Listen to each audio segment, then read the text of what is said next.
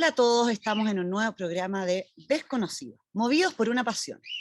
La idea es llevarle a su casa historias, relatos de personas que, apasionados por algo, han generado cambios o en sus propias vidas o en los que los rodean. Hay muchos apasionados, así es que los invitamos a meterse en nuestro programa, ver nuestros invitados, ver nuestras redes sociales, mirar nuestra página web. Ahí pueden encontrar en desconocidos.cl todos los programas grabados que llevamos en estos 3 años de programa. Vamos a darle las gracias a nuestro gran auspiciador HumanNet. HumanNet une talento y trabajo. HumanNet, apasionado por encontrar el trabajo idóneo para cada persona. Agradecer también a Viña Tinajas del Maule, que nos da un rico vino para cada uno de nuestros invitados. Hoy día tenemos un apasionado por el periodismo, un apasionado por el reportaje, por reportear. Vamos a conversar con Carlos Saldivia. Carlos es periodista y le ha tocado a él reportear varias situaciones que tienen que ver con situaciones bélicas, con guerra. Así es que, hola Carlos, ¿cómo estás? Te saludamos hoy día. Francisca, gracias por invitarme a tu programa, que me gusta mucho y siempre veo cuando tengo internet y horas disponibles. Muchas Y que gracias tú lo haces de forma tan carismática. Muchas gracias por estar hoy día con nosotros acá. Carlos tiene un currículum bastante grande, o sea, yo podría ponerme a leer aquí que en el fondo estudiaste periodismo, que has trabajado en muchos medios de comunicación, ¿no es cierto? Enviado especial a Cuba, a Irak, a Haití, al Líbano, a Irak, ¿ya? Estudiaste Relaciones Internacionales en la Universidad de Chile, después en la Facultad de Darul Uloom, en la Universidad del Cairo, corresponsal en Egipto, Afganistán, etc. ¿Por qué invitamos a Carlos hoy día?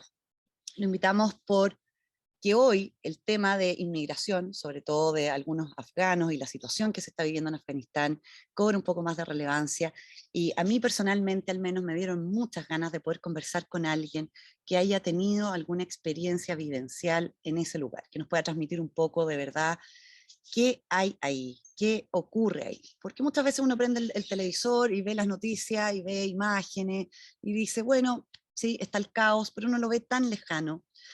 Y ya no está tan lejano. Hay varios afganos que han llegado a Chile, hay personas que los están recibiendo. Los afganos podrían ser un ejemplo solamente. Entonces quiero partir conversando contigo, Carlos, que nos cuentes un poco cuándo estuviste en Afganistán, probablemente tal, después podemos conversar de otros lugares, y qué ha significado para ti trabajar como periodista en esas situaciones, en esos lugares. Estuve en 2 oportunidades, el año 2008 y el 2011. Y Afganistán, yo creo que representa el desafío personal y profesional más grande que yo he podido hacer,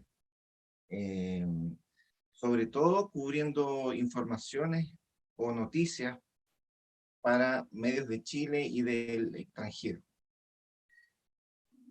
Yo diría que traté de ir a Afganistán 3 o 4 veces y solo las últimas 2 logré llegar.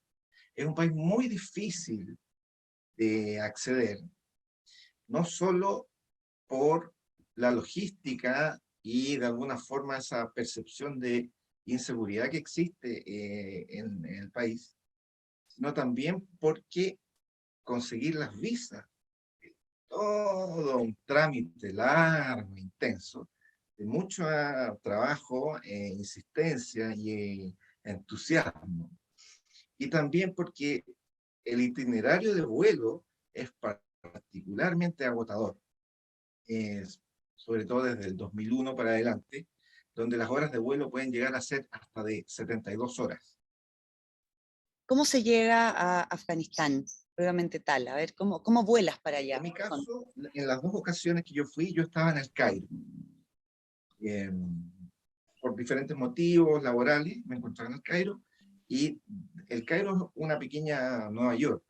Desde el Cairo puedes tomar un avión a un buen precio a distintas partes del mundo, y en el Cairo existen yo diría que casi todas las embajadas del mundo para poder solicitar las visas. Ya. Sin embargo, la tramitación de visa es muy larga, a no ser que tengas un contacto o alguien que conozca a alguien que conozca a alguien que conozca en el gobierno de Afganistán, que fue mi caso. Y gracias a eso logré conseguir una visa en express, en muy poco tiempo, porque hay que hacer coincidir la visa con los pasajes, etcétera, todo un asunto burocrático. Y luego, desde el Cairo, tienes varios destinos, y en las dos ocasiones el viaje fue de como 40 horas de vuelo con escala. Con dos escalas, el itinerario generalmente es Cairo, Dubái, la India y Kabul. Ya. O hay una serie de alternativas, la última siempre pasando por la India y no por Pakistán, o ya se te encarece el costo al entrar por China, Estados Unidos y Irán. Perfecto. ¿Cuándo fue la última vez que estuviste ahí, en Afganistán? El 2011. El 2011, ya. Fines del Y, 2011. y mirando la situación actual versus lo que a ti te tocó vivir, ¿lo ves peor hoy en día? ¿Lo ves igual? Yo creo que debo haber estado en los mejores momentos de Afganistán, cuando aparece la invasión. Ahí me está apareciendo una imagen. Sí, ahí estás tú. Ahí estoy yo. Y ese es el mercado de los pollos, Dayach Sok. ¿Ah, sí? El Dayach Sok es como un mercado muy popular como La Vega, o como Al-Ataba, o el Big Bazar de Turquía, qué sé yo, pero es un mercado que no es turístico, sino que es como para que la gente vaya a abastecerse en la semana. Ya. Yo creo que estuve en momentos donde la seguridad era bastante buena de día, eh, y ahora evidentemente es una cosa que difícilmente se puede imaginar cómo es, porque debe ser mucho peor a incluso como había sido antes, porque existe evidentemente una persecución con todos los colaboracionistas de la ocupación de las fuerzas internacionales lideradas por Estados Unidos. Sí, claro. Entonces la gente quiere salir desesperadamente, sobre todo los que trabajaron para los gobiernos democráticos, porque evidentemente van a ser ajusticiados o enjuiciados o encarcelados o se exponen a una persecución donde se les puede ir la vida. Sí. O sea, es un caso como de vida o muerte, es como bien Exacto. crudo y a lo mejor frívolo mencionarlo así, pero el avión saliendo con gente colgando desde las ruedas, apostando la vida, con la gente que entregaba a sus niños a través de los muros de un recinto del aeropuerto. Yo creo que solo se puede entender de alguna forma al haber hablado con gente que, al haber estado o al haber hablado con gente recientemente que está en el país. Por ejemplo, una de las cosas que te iba a comentar es que la última vez que estuve me hice muy amigo de un periodista, Sayid. Sayid se transformó, no voy a dar su apellido, se transformó en uno de mis guías en la zona, que me hacía, era un tipo gigante, muy afectuoso, incluso dejó plantado al Los Angeles Times, un medio que seguramente podía pagar mucho más de lo que yo le podía ofrecer. Que dijo: Carlos, tú eres un buen tipo y es muy extraño que hayas venido acá siendo chileno.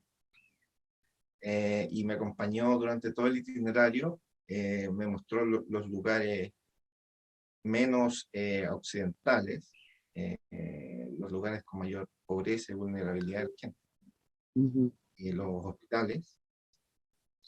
Y hace algunos días, bueno, siempre había hablado con él, pero él nunca me había contado cuál era su situación.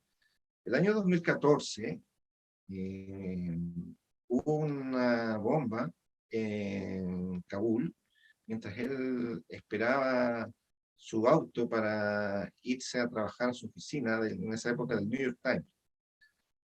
Y si bien fue a media cuadra la explosión de donde él se encontraba, la onda expansiva fue tan fuerte que lo alcanzó con algunas esquirlas y lo que significa la vibración por.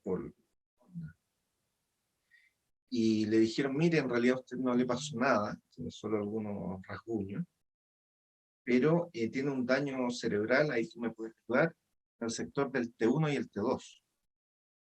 Entonces, con el tiempo usted puede quedar ciego.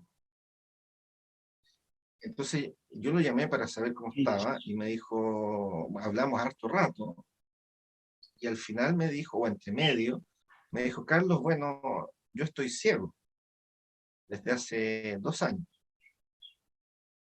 Y fue una cosa Y muy este hombre difícil trabajaba contigo en ese momento. de responder. Claro, trabajamos juntos por lo menos 15 días, pero era trabajar juntos en una zona de guerra, donde 15 días es como vivir.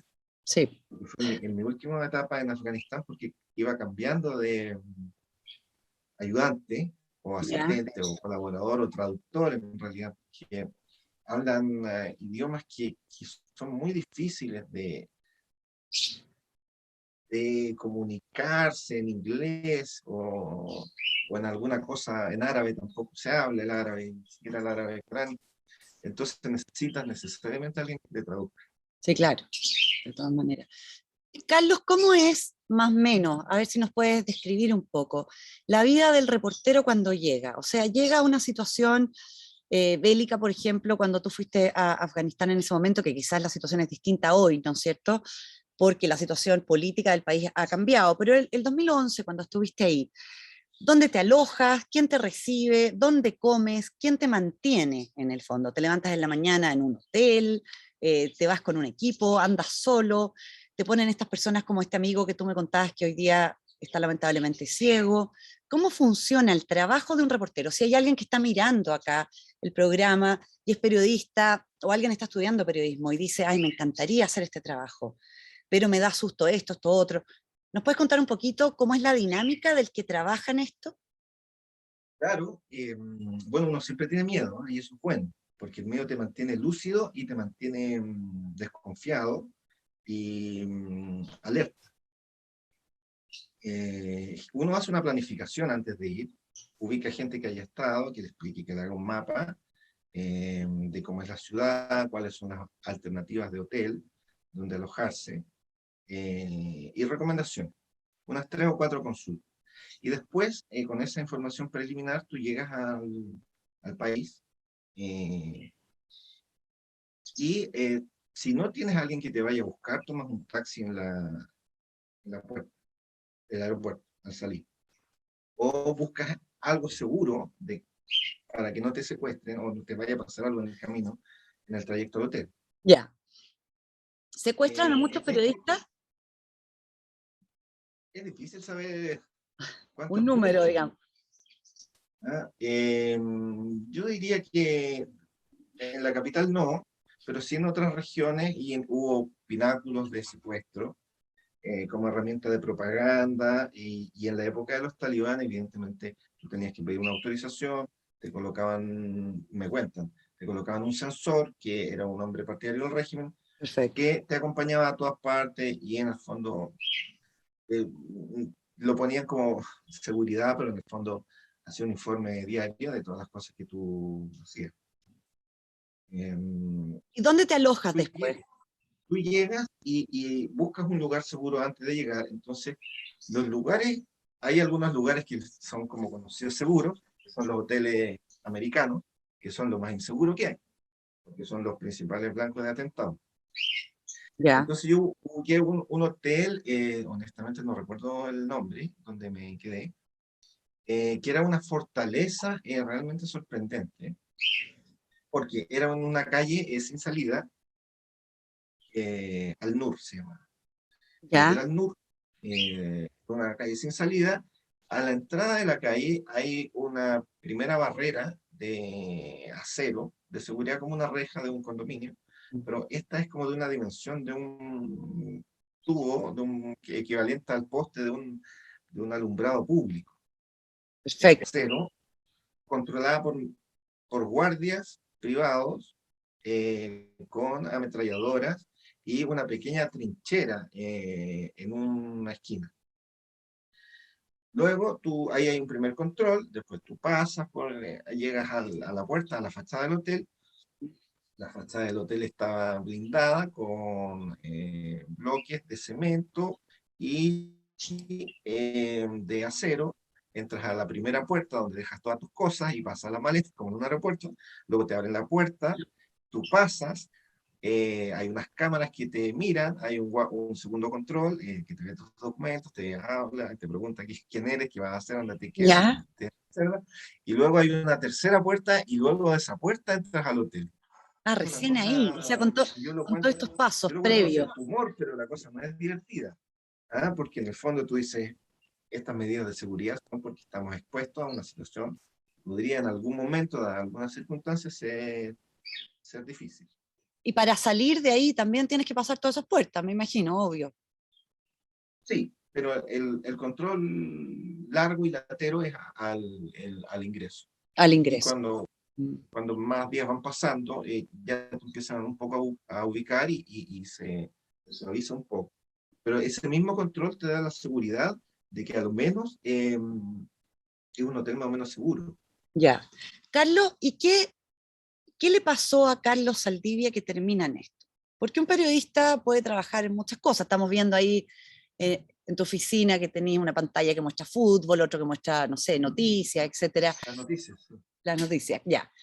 Pero, ¿qué te pasó a ti? ¿Por qué tú dijiste, yo quiero ir a reportear estos lugares de desastre, tanto naturales, bélicos, en Haití, en Irak, en Afganistán?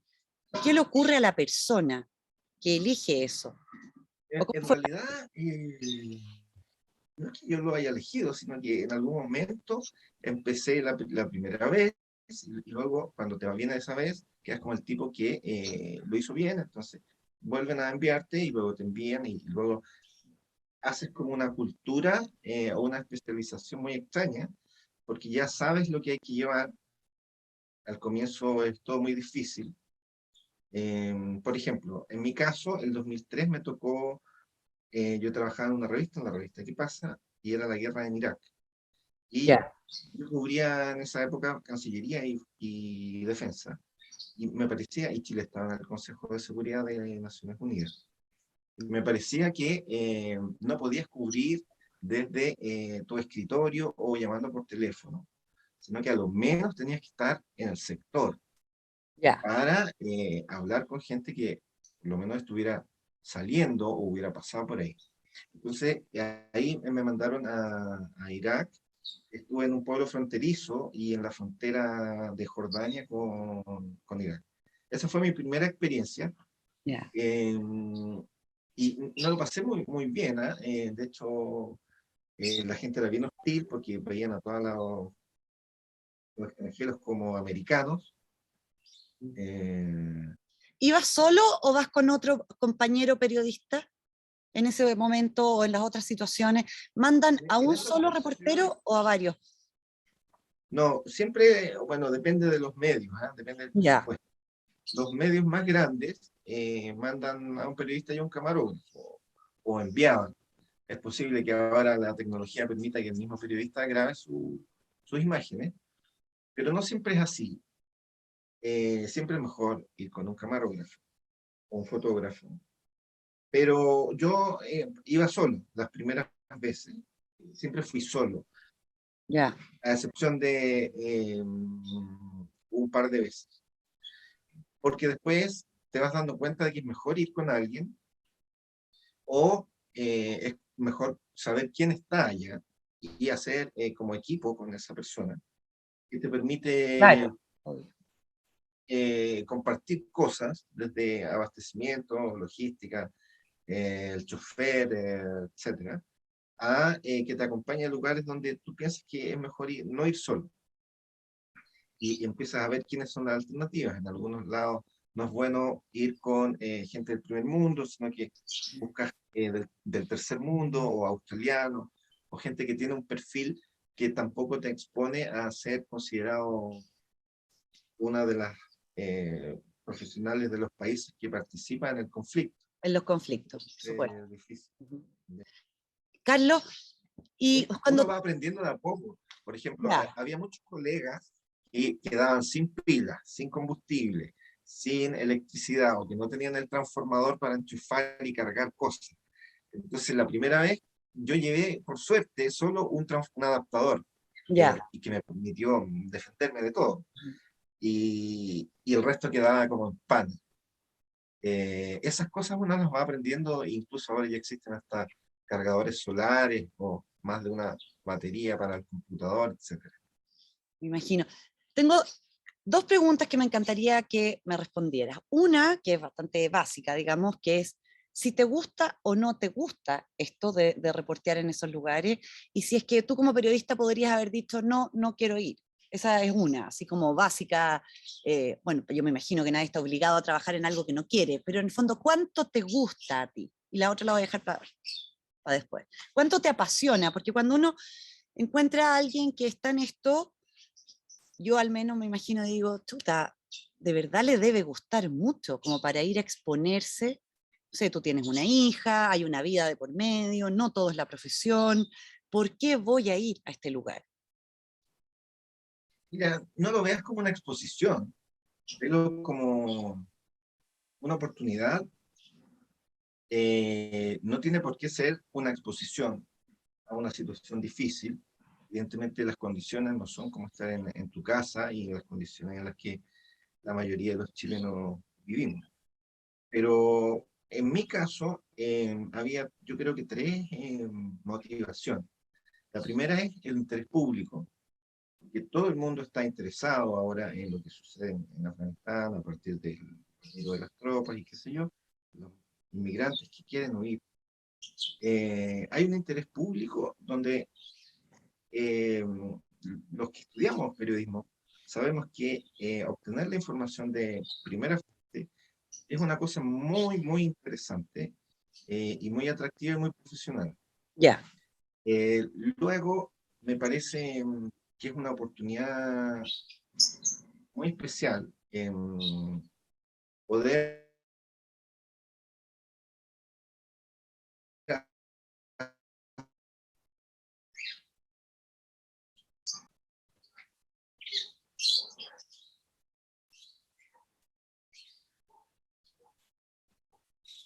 muy bien.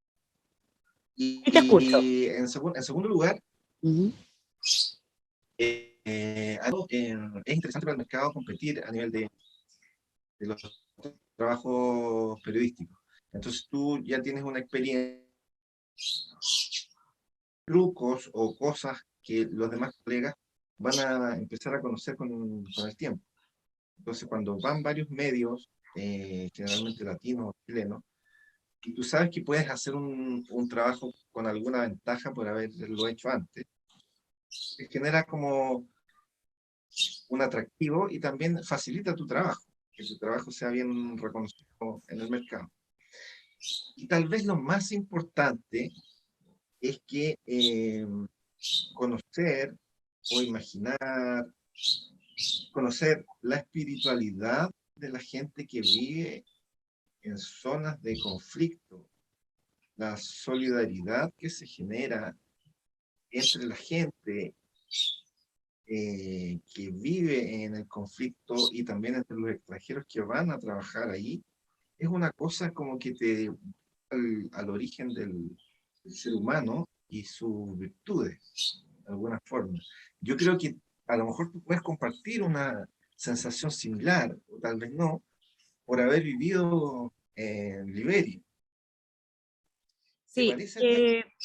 Cuéntanos un poco, y la gente sabe a lo mejor poco de no, la gente tu no tiene ni idea que pasado yo en viví en Liberia. Liberia, no.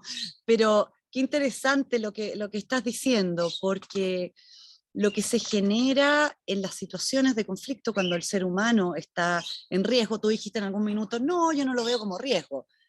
perdón, pero si te ponen un arma en la cabeza y te encañonan cada 3 metros, y estás lleno de checkpoint y hay una sensación todo el tiempo de que puede explotar una bomba o no, uno está en riesgo sí o sí.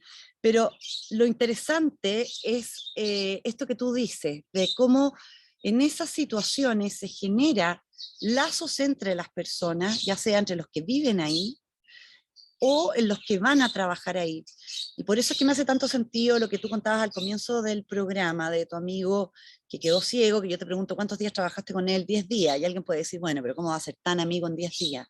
Pero la situación de conflicto y la situación de vulnerabilidad y de sobrevivencia hace que los lazos humanos sean muy fuertes y que se generen situaciones distintas a lo que puede uno vivir aquí en Santiago, tranquilo en su casa, 10 días, por ejemplo, o en Chile. Exacto. La percepción Y, del tiempo es distinta. sí, la percepción del tiempo, la percepción de lo que se comparte.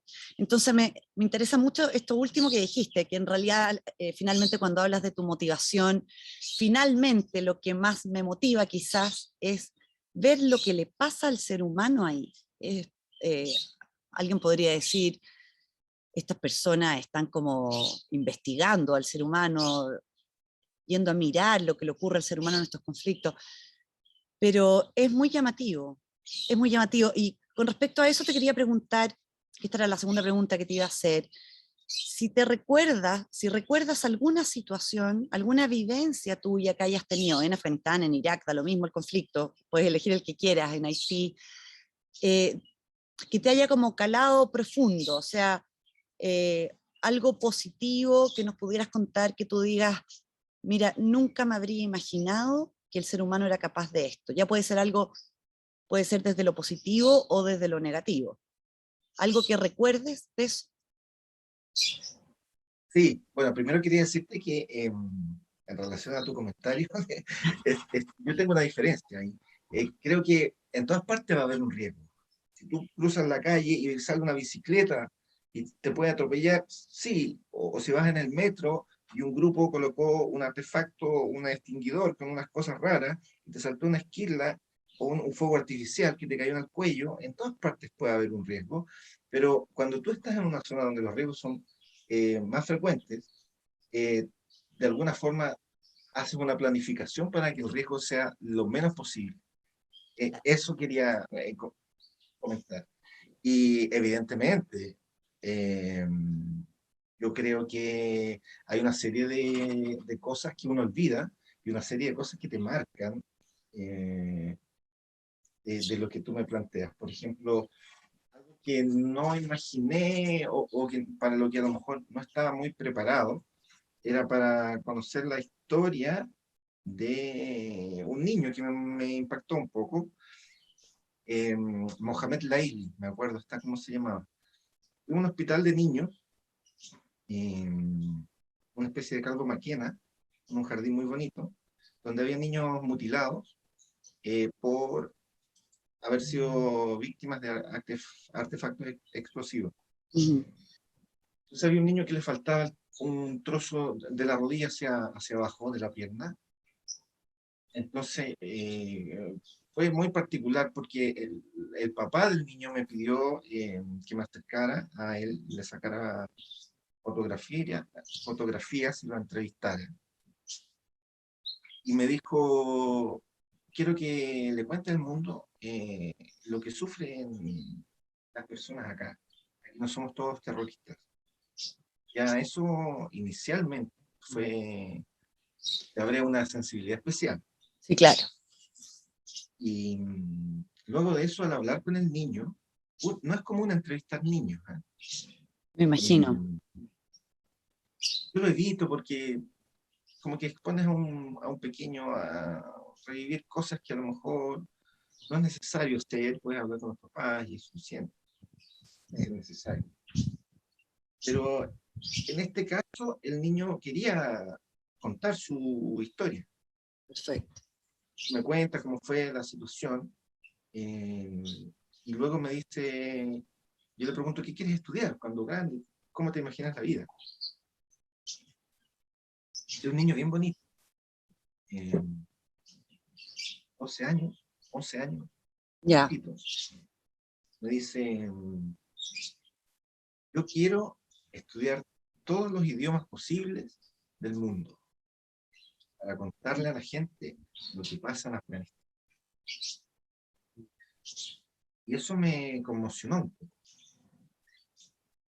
El niño no tenía aparentemente un rencor con el mundo, con lo que le había pasado. No tenía grandes críticas, un ánimo, rabia, por llamarlo de alguna forma, que podría ser muy natural. Sino que quería difundir para que alguien hiciera algo lo que estaba pasando. Era un periodista en potencia, de alguna manera.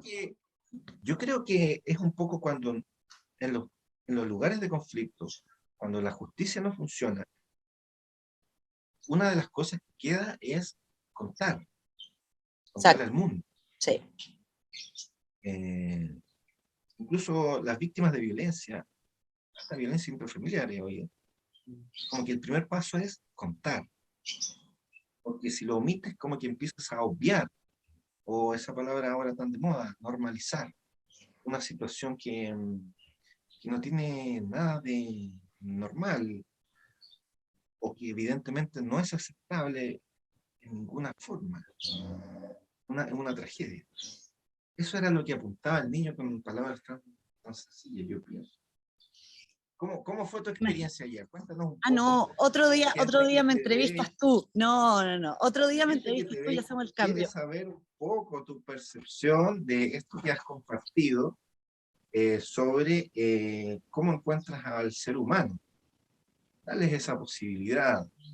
El ser humano en la zona de conflicto donde aparece lo peor, pero también aparece lo mejor. Y lo es mejor, verdad. yo creo que mayoría. Yo creo que aparece lo peor, efectivamente, tal como tú dices, y hay momentos en que uno piensa y dice, esto, si existe el infierno, esto es el infierno. O sea, no hay nada peor que esto que estoy viendo. Y hay otros momentos en que en la misma realidad aparece lo mejor. O sea, personas que son capaces de dar la vida por otros y que uno lo ve en forma tangencial y que lo que los mueve es simplemente el amor a otros. Y a mí me parece que cuando aparece eso es que ya está apareciendo lo mejor del ser humano.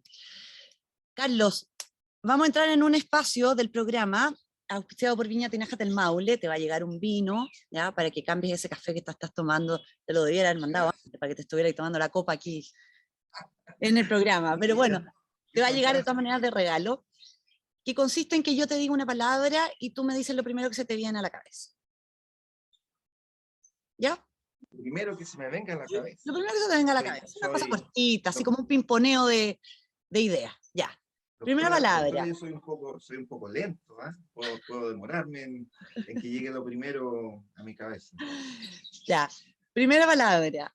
Ventana. Ventana. Una oportunidad. Bien. Se me vino eso, no sé si ¿Sí? está bien. Es que las respuestas no están ni bien ni mal, ¿eh? Esto es un pequeño espacio que hace que uno palpe un poco más cómo es el invitado, esté apasionado. No es un test. No, ¿qué va a ser test? No. Ya, segunda palabra. Color amarillo. El paso de cebra. Última palabra. Hijos. Imaginé a mis familiares y luego a los tuyos, que son hijos tuyos, y mis familiares que son hijos míos. Hija, yo tengo una sola hija. Una sola hija. Todavía soy joven. Muy joven, muy joven. Joven en este juego. Carlos, muchas gracias por compartir con nosotros hoy día. Se nos va el programa es cortito, se hace muy corto. Te quiero invitar, antes de terminarlo, que le mandes un mensaje. Te quiero pedir que mandes 2 mensajes. Uno, ¿qué le dirías a alguien que está estudiando periodismo? O sea, trata de imaginarte tú cuando tenías, no sé, 20 años, ¿ya? ¿Estás segura? Sí, sí. ¿Estás segura que quieres eso? Sí, sí, tal cual, exactamente. ¿Qué le dirías a alguien que estudia periodismo hoy con respecto no necesariamente a trabajar reporteando, etcétera, sino que a la carrera y a la vocación del periodismo? Ese es un mensaje. Después te voy a dar la otra idea con el otro mensaje para no confundir las cosas, pero partamos con ese.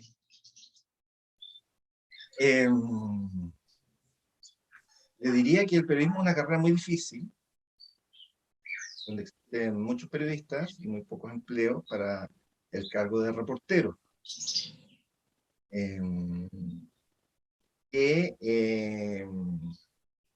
Hay el que el periodismo está lleno de injusticias, que no solo las vives, sino que también las ves.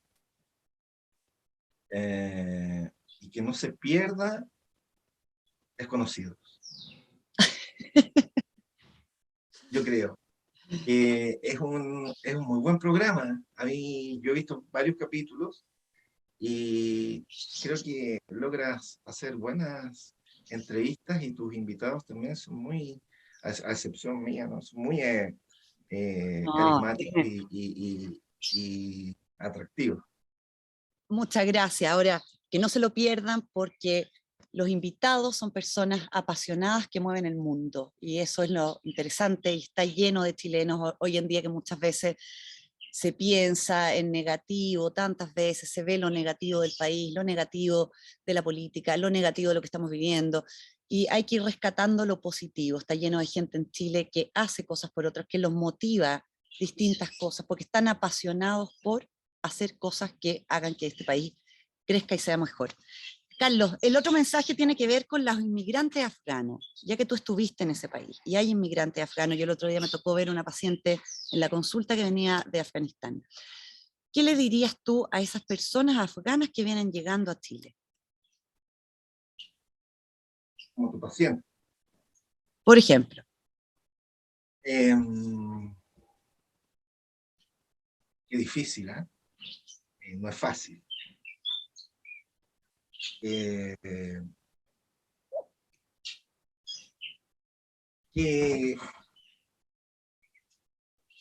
Chile atraviesa por un momento particular, ¿eh? Donde la solidaridad y la generosidad están siendo algunos días puestas a prueba. Que se apoyen en sus familiares. Seguramente quienes mejor pueden saber cómo son recibidos los afganos que han llegado son los familiares que tienen acá, porque afortunadamente todos los que llegaron eran porque tenían familiares acá. Distinto sería traer a alguien que solo está vinculado por religión o por conocidos que no tienen un lazo sanguíneo, sino que solo son parte de la comunidad. Y que intenten ayudar a los que no pudieron venir. Eso puede ser más importante o tan importante como adaptarse a nuestra cultura, idiosincrasia y valores. Muy bien. ¿Qué te parece a ti? Ah, perdona, ¿qué? ¿Qué te parece? ¿Te parece? ¿Te parece que, o a lo mejor habría que, pero es que yo creo que tú que has tenido experiencia como extranjera en distintas partes del mundo, también debieras entregarles a los afganos que vienen de una situación tan terrible alguna recomendación, por breve que fuera. No quiero abusar de tu programa, pero yo creo que tu visión puede ser más pedagógica que la mía y menos brutal. Yo les diría que agradezcan, tal como le digo siempre a cualquier persona que está sufriendo algo, que la manera de conectarse con la vida y seguir adelante es cuando uno agradece lo positivo y mira el vaso lleno y no cuando se conecta con lo que le falta, ni con la tristeza, ni con el dolor. Eso les diría, porque tienen que seguir adelante. Los afganos, todos nosotros, que utilicen esa herramienta de conectarse con el agradecimiento a que estoy vivo, a que pude salir, en el caso de ellos, y a todo lo que tengo. Ya Carlos Saldivia, muchas gracias por gracias. con nosotros hoy día. Te va a llegar tu vino de regalo de todas maneras, ¿ya? Apasionado. ¿Mm? Fantástico, me encanta el vino. Y me han dicho que el vino que el programa regala es realmente muy bueno. No, es exquisito este vino. Viña Tinajas del Maule es de verdad muy rico. Nosotros nos vemos en otro programa de Desconocidos la próxima semana. Gracias, Carlos, apasionado por reportear. A mí me parece que de verdad es un lujo tenerte aquí de invitado, porque No tanto. son pocas las personas que se atreven, Claro. aunque tú consideres que no hay riesgo, etcétera, que siempre están los riesgos, que puedo andar en bicicleta, cruzar la calle, que me atropellen, sí, claro, pero cuando uno está en un país bélico y va en forma externa, cuando no está obligado a vivir esa experiencia y uno elige trabajar ahí y elige ayudar a esa gente de esa manera, porque tu forma de ayudar y de cualquier periodista es mostrarle al mundo lo que está ocurriendo, que es importante que sepamos. Vivimos muchas veces sin saber lo que ocurre, y cuando uno no conoce y no sabe, no se generan cambios, la gente no sabe dónde ayudar, no sabe mirar y tener una perspectiva que solo la da el conocimiento, y cuando no se conoce y nadie lo muestra, entonces ¿cómo? No hay cómo. Por eso es que la labor periodística en general yo la valoro mucho. Ya, se me está alargando mucho. Liberia debe ser un país todavía mucho más difícil que Afganistán, yo creo. Yo te puedo dar una entrevista sobre Liberia otro día. Ya, necesito cortar el programa. Es un trato, entonces. Listo. Un abrazo, nos vemos. Chao, chao. Damos las gracias a nuestro auspiciador, HumanNet, que une talento y trabajo. HumanNet, apasionado por encontrar el trabajo idóneo para cada persona. Pueden ver más en su página www.humannet.cl. Y agradecer a Viña Tinajas del Maule. Chao, chao.